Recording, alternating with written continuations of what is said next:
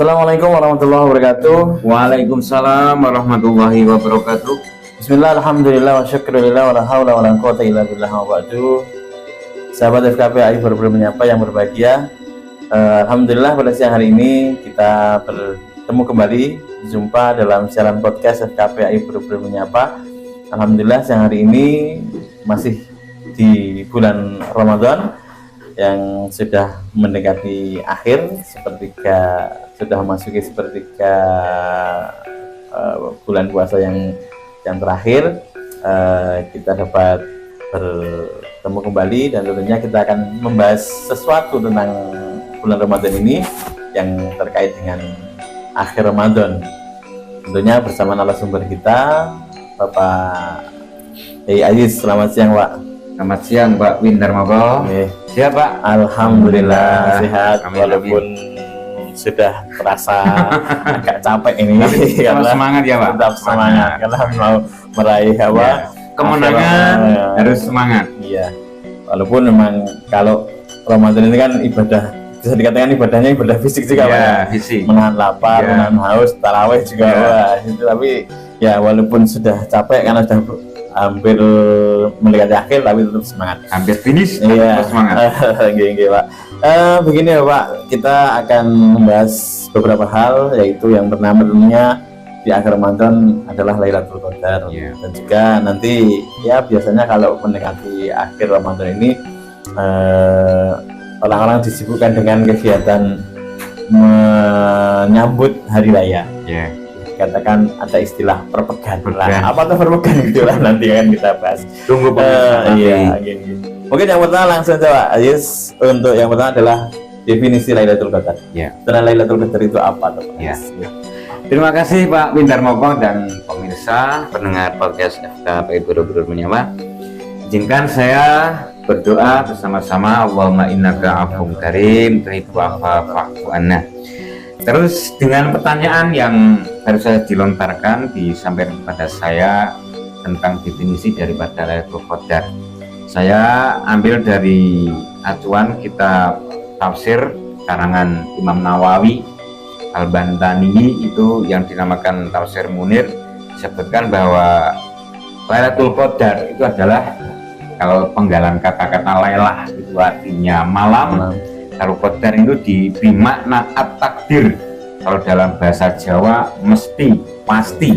Nah, itu artinya bahwa ketika Ramadan tiba, itu tentunya kita harapannya adalah mendapat sebuah keistimewaan, yaitu ghufira ma taqaddama min dzambihi, yaitu segala kesalahan, dosa-dosa kita akan ampuni oleh Allah Subhanahu wa Ta'ala. Dan ketika dosa itu diampuni, berarti derajat kita akan naik menjadi la'allakum tattaqun. Itu adalah orientasi atau tujuan daripada puasa. Nah, ketika ibadah Ramadan itu identik dengan Lailatul Qadar tadi, di 1000 bulan lebih baik daripada 1000 bulan. Mengapa 1000 bulan?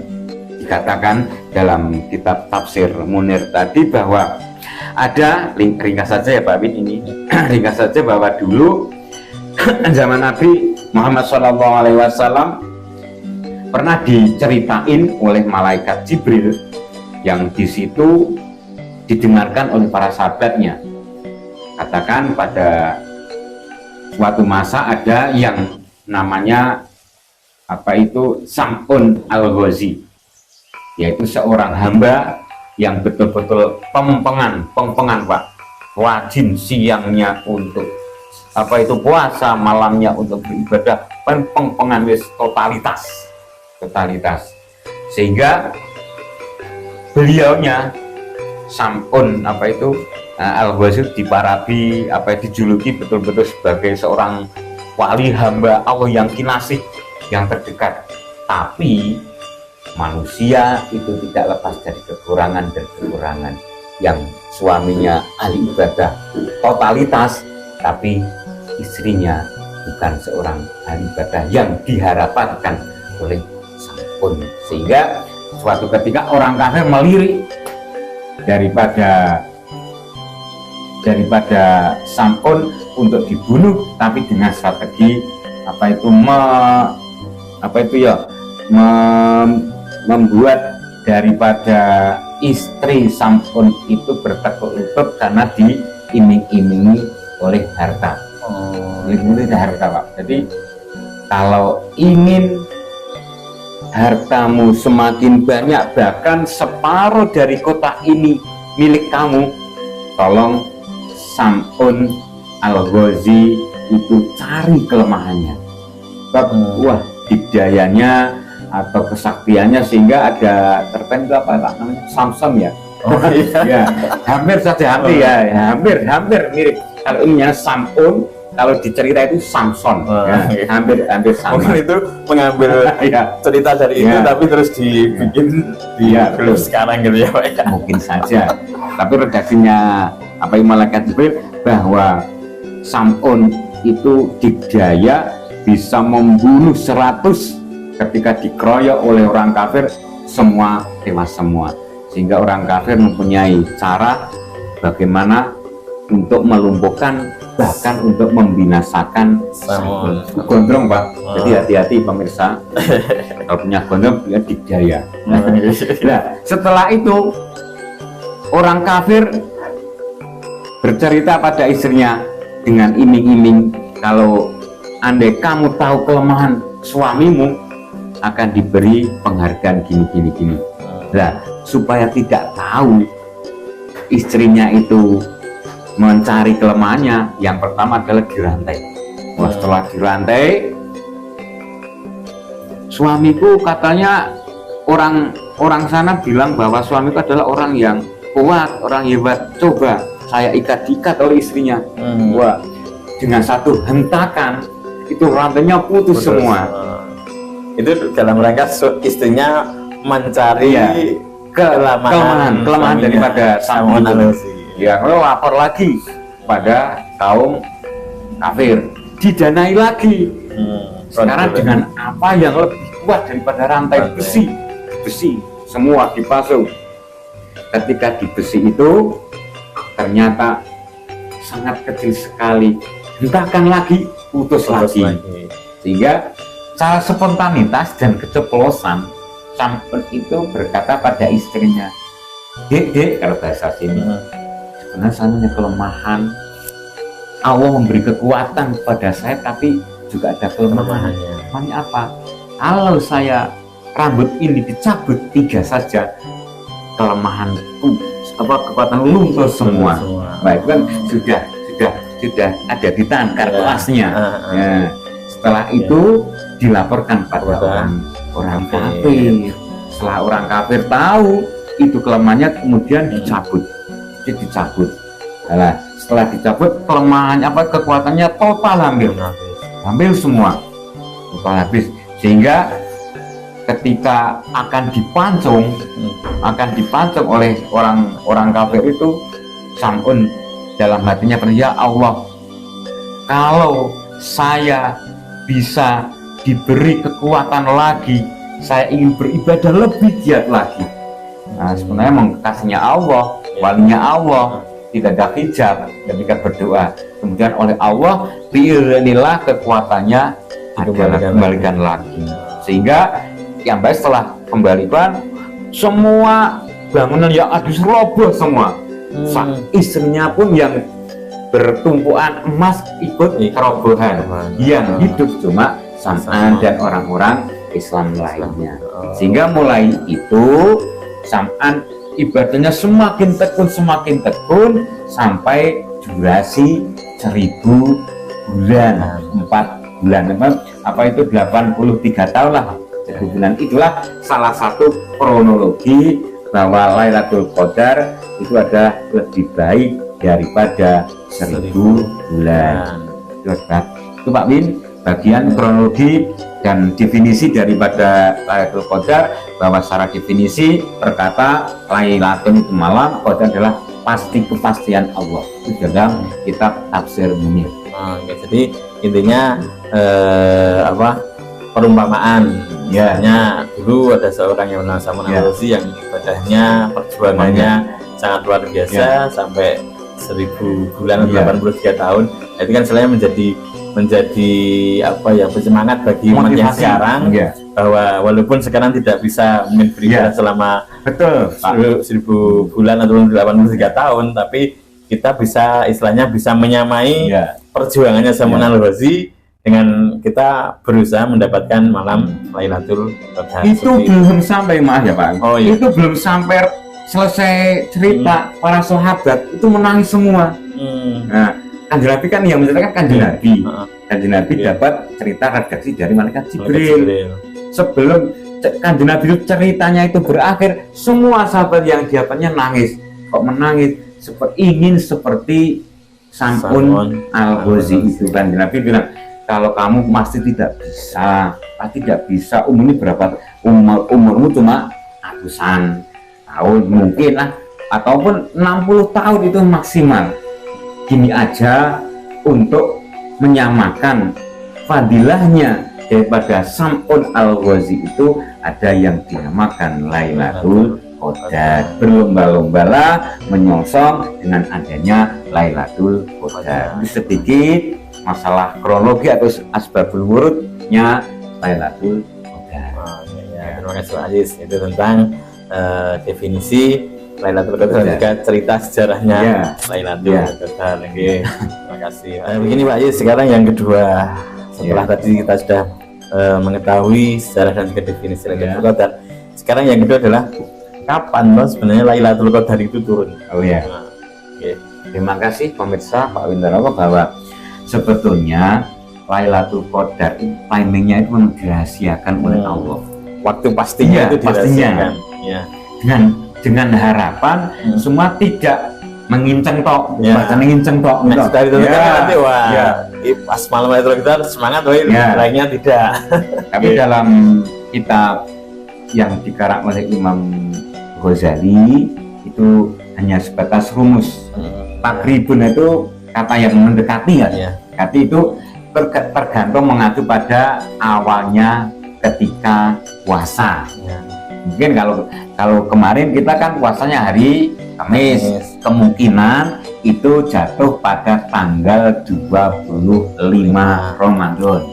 Nah, beda lagi kalau Imam Nawawi tanggal 27 Ramadan. Artinya itu apa? Artinya memang Lailatul Qadar itu memang diidamkan oleh semua umatnya Kanjeng Nabi, tapi sengaja dirahasiakan. Supaya apa? Supaya semua berlomba-lomba. Jadi untuk menggapai Lailatul Qadar itu tidak serta-merta cuma dari 10 hari yang akhir, Pak.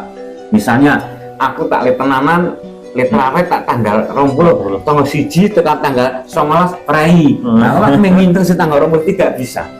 Itu ibaratnya gini Pak, analoginya ketika kita mempunyai empang, mau empang apa itu banyak ikannya, kita tahu atau kita bahasa tahu apa Pak? Dikoras. Nah, dikoras. Ikannya banyak, tapi airnya juga banyak. Kita yang mengambil ikan itu ketika airnya masih kira-kira sulit atau mudah Pak?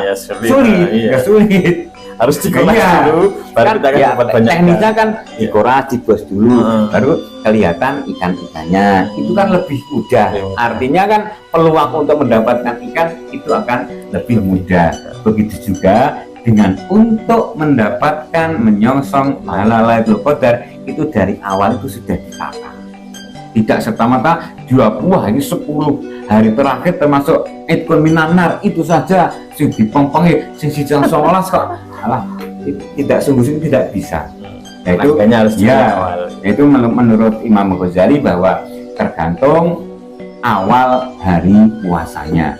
Nah, berhubung kita tahun ini hari Kamis, itu besar kemungkinan menurut Imam Ghazali itu dalam kitab I'anatul Thalibin disebutkan tanggal 25 Ramadan.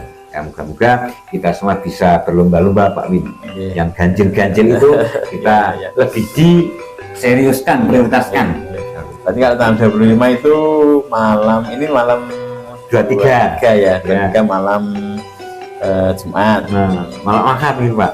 Waktu itu malam Ahad ya, Malam itu Ahad. ada 5. Mungkin itu kalau kita melihat dari tadi Dari Pak aturan tadi, Imam Ghazali. ya itu nanti jatuh pada malam Ahad. Ya. Tapi ya jangan malam Ahad Ya, aja. ya. Yang penting pokoknya mulai sekarang sampai akhir Oke. kita benar-benar memanfaatkan waktu sebaik-baiknya untuk All menggapai- out, Pak.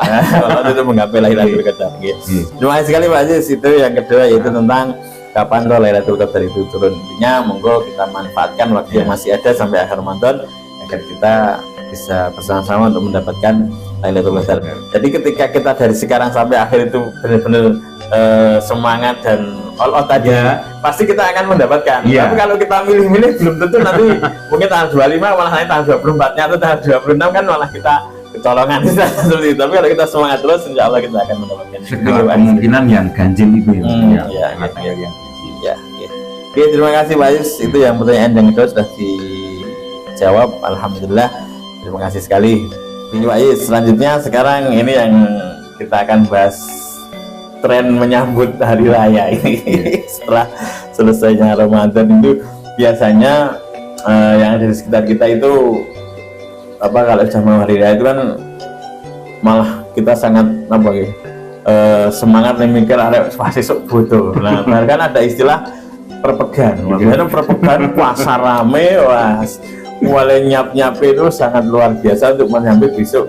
Itu adalah hari raya. Nah, ini sebenarnya perpegan ini bagaimana ini Pak Ais ini? Harusnya bagaimana ini? cantik dan luar biasa pertanyaan.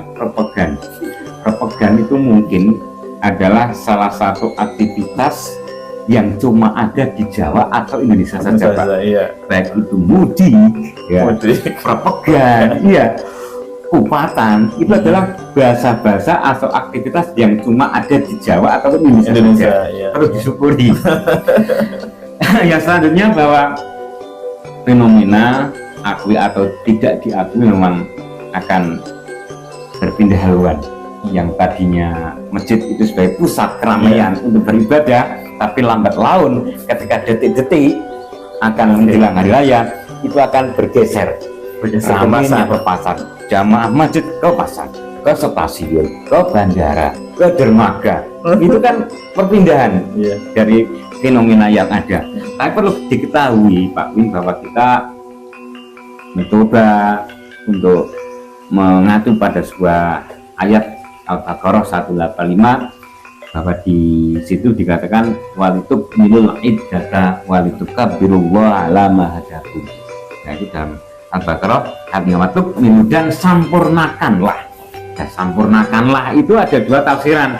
Ada sampurnakan dalam bilangan puasa, genapkanlah. Ada yang sampurnakan semangatnya. Walitub milul iddata. Saya kiambak kita dihimbau, dituntut untuk menyempurnakan sesemangat mungkin. Bahkan Nabi sampai memberi analogi, jadikanlah bahwa Ramadan ini sebagai Ramadan terakhirmu untuk mencambuk semangat kita. Jadikanlah Ramadan ini sebagai Ramadan terakhirmu. Kanjeng Nabi Ramadan itu adalah bagian dari statement Kanjeng Nabi untuk memacu kesemangatan kita dalam menyempurnakan puasa di bulan Ramadan. Jadi genap, genapnya itu sempurna, ada yang 29, ada yang 30, terserah itu dalam milih sing disep, milih sing keripan biasa nanti. Tapi Mbak mengacu pada jauhnya Kanjeng Nabi bahwa idza halaftum fa'alaika bisadil a'dham tapi bil haqi wa ahlihi. Ketika kamu dalam perselisihan, maka ikutlah golongan yang banyak, yang benar dan ahlinya. Ketika bisa ru'yat dengan berbagai keahlian silahkan ru'yat, tapi dengan ahlinya loh Pak, bukan sebatas aku nih ru'yat tapi kan tidak didukung. Daripada kita ru'yah sendiri dengan beberapa peralatan yang kurang, ikut saja pemerintah di bawah Kementerian Agama kepenak. Nah, kan sebab di Kementerian Agama kan ada NU-nya, ada Muhammadiyahnya, ada MUI UI, MUI, Iya. ada Al-Wasilah dan sebagainya. Itu adalah komponen-komponen ketika ru'yah itu termasuk bil haqqi wa ahlihi, benar dengan ahlinya, profesinya. Sebenarnya saya tanya pada Pak Bin, ketika membangun jembatan 10 kiai, 100 kiai dengan 3 insinyur, kira-kira ahli yang mana Pak? Ahli yang 3 insinyur. Ahli insinyur. Sekarang saya balik, ketika masalah kunut 100 insinyur dengan 2 kiai, kira-kira benar yang mana Pak? Yang kiai. Karena Jadi sesuai dengan masing-masing profesinya itu adalah membandingkan bil haqqi wa ahlihi. Itu ketika kita menemukan masalah perbedaan, kan kita boleh beda, boleh marah, no, gitu loh Pak. Ini ya, statusnya bagus. Beda boleh marah, no. Kita hidup toleransi, saling menghargai, saling menghormati, saling menghargai daripada pendapat orang lain. Nah, ketika masuk lagi pada perpecahan, bahwa perpecahan tidak lepas dari kata-kata lebaran. Lebaran harus dibedakan dengan Idul Fitri, Pak. Lebaran siapa saja boleh lebaran, entah itu yang puasa atau yang tidak. Satpam tidak melarang Pak kita berlebaran. Tapi ketika itu kata Idul Fitri minal aidin wal faizin, adalah orang-orang yang menjalankan ibadah puasa dan senantiasa menghidupkan di bulan Ramadan baru minal aidin wal faizin. Kalau lebaran silakan, siap hidung boleh, kan tidak ada security yang akan menangkap kita. Iya, itu lebaran. Tapi hati-hati, jangan Idul Fitri ya. Idul Fitri nggak semua orang memperolehnya. Ya, jadi harus minal aidin wal faizin, itu ketika balasannya orang-orang yang betul-betul mengerjakan puasa dan menghidupkan di bulan puasa, sehingga takut dama bindabi akan diampuni dosa-dosanya, naik 1 level menjadi la'allakum tattaqun. Dia keluar seperti ketika bayi, yaitu masih suci. Itulah bagian daripada perpecahan yang mungkin masih viral sekali, tinggal 4 atau 5 hari. Coba jenengan buktikan, pasar, stasiun, terminal, mall, bandara, mall. Oke, Pak. Ya, monggo. Jadi perpecahan ya silahkan kita sah-sah saja. Tapi ya jangan meninggalkan kewajiban kita. Sayang diri saya. Final ya. Jadi monggo lah bisa manfaatkan waktu sebaik mungkin, biar lebaran perpecahan juga dapat, tapi jangan sampai ibadah kita yang istilahnya di puncaknya, bisa dikatakan di injury time-nya, tapi malah kita lari ke biasanya krusial, menit injury krusial, bisa ngegol atau tidak ya. Oke, seperti itu tentang perpecahan. Jadi monggo silahkan berperpecahan ria, tapi jangan sampai kita nanti jadi kerugian. Dan silahkan juga nanti semua masyarakat Indonesia berlebaran, tapi jangan berharap yang semua lebaran itu mendapatkan Idul Fitri. Jadi monggo kita raih bersama-sama Idul Fitri. Tidak boleh marah. Iya, yang terakhir, karena kemungkinan ya Pak, ini besok adalah penentuan hari raya, pasti ada perbedaan. Nah, ini statementnya Pak Aziz ini sangat luar biasa. Tidak boleh marah, no.